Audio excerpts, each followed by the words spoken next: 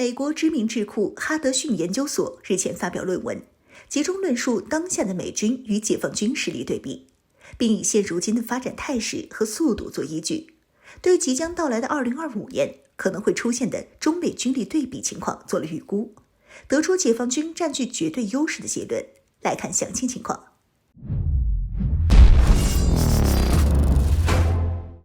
Hello， 各位老铁，大家好，欢迎收看本期迷彩虎，我是虎妞。首先需要说明的是，美智库做出此份军力对比的前提是只计算美军能够部署在亚太常驻的兵力。美智库这么做的依据是美军需要维持常年的全球战备部署，在现如今欧洲态势紧张的前提下，更需要美军继续增兵，投入更多的力量来对付俄罗斯。如此一来，美军能拿来部署到亚太的力量就会更少，甚至还不得不抽调本就捉襟见肘的亚太兵力去应对欧洲局势。能印证这一说法的现实情况也是正在发生。驻韩美军刚刚调走了在亚太部署的唯一一个装甲旅级战斗队，奔赴欧洲。这就意味着整个亚太的美军再无任何一支成建制的重型地面部队。虽说亚太的美军和解放军实力对比不以传统陆军部队为主，但驻亚太的美军实力确实是在不断减少，这一点也是真的能够借此说明的。从美智库最终发布的预估分析结果来看，到2025年部署在亚太地区的美军实力与解放军相比的差距，只能说是已经到了天差地别的程度，差距非常悬殊。美智库首先预估了2025年中美在太空力量上的对比。从预估情况来看，中美两国在光学侦察卫星、红外预警卫星、通信卫星、定位导航卫星等方面的差距均不是太大。但这并非是美国的优势，而是中国已经在太空领域迎头赶上了美国。此前就曾有诸多美专家坦言表示，中国在太空领域的发展速度已经在美国之上，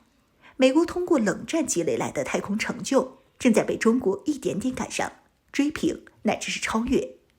在太空领域的平起平坐，意味着解放军与美军在天基感知能力以及战场信息交互、定位、导航、制导等领域基本已经达到了同一水平。美军已无法再像当年的海湾战争那样，通过强大且独有的太空能力实现降维打击。其次要说的是空军。按照美智库的预估，解放军空军在2025年可用的战术机总数量将能达到驻亚太美空军战术机总量的6倍以上。要虎妞来说，这个数据其实也并不算夸张。即便对标的对象是美国空军整体，中国空军现已安装有源相控阵雷达的先进战术机数量也已经超越了美国空军。美国空军看似庞大的1400架出头战术机队，因为近些年来妥善率不佳的问题，实际可用、可战备部署的数量大约只占到60%左右。且美国空军战术机队机龄老化的问题也很严重，即便是把最新生产的 F-35A 都算进来，美国空军战术机队的平均机龄也达到了26.23年。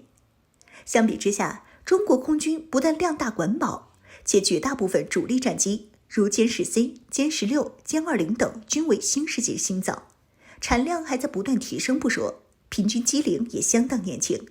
装备妥善率远在美军之上，实际可部署的数量也更多。照这个势头发展下去，再考虑到美军必须向欧洲加大力度分兵，解放军在2025年的可用战术机数量是亚太美军6倍，也并不算夸张。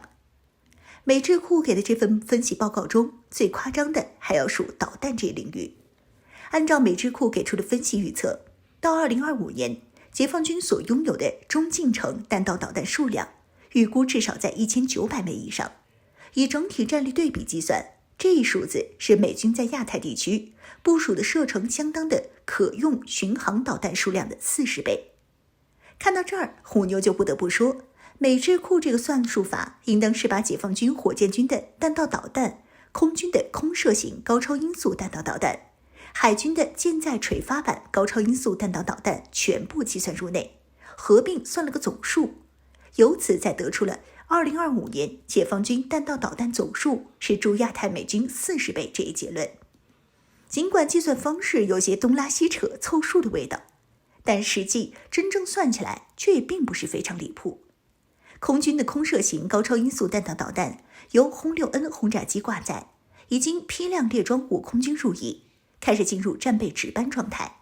而海军型的舰载垂发版高超音速弹道导弹也在今年官宣试射成功，看样子是已经上舰055和052D驱逐舰进行服役状态。按照这两类导弹正在产能爬坡期，不断提升产量来交付部队，总量处在快速上涨期来看，再算上弹道导弹列装数量占据大头的火箭军，并且还是3年后的2025年来综合计算，1900枚这个量，严格来算其实也并没有很夸张。毕竟中国海军现有的水面舰艇垂发单元总数就已经接近3000个，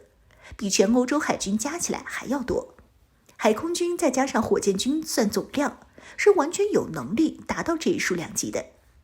至于在高超音速导弹发展上挫折不断，屡屡摔跟头，至今都没有一款成熟可用高超音速导弹的美军，在导弹打击能力上被我军所远远甩在身后，也是情理之中的事儿。美智库的分析预测可能有一定误差，但是结论却是大差不差。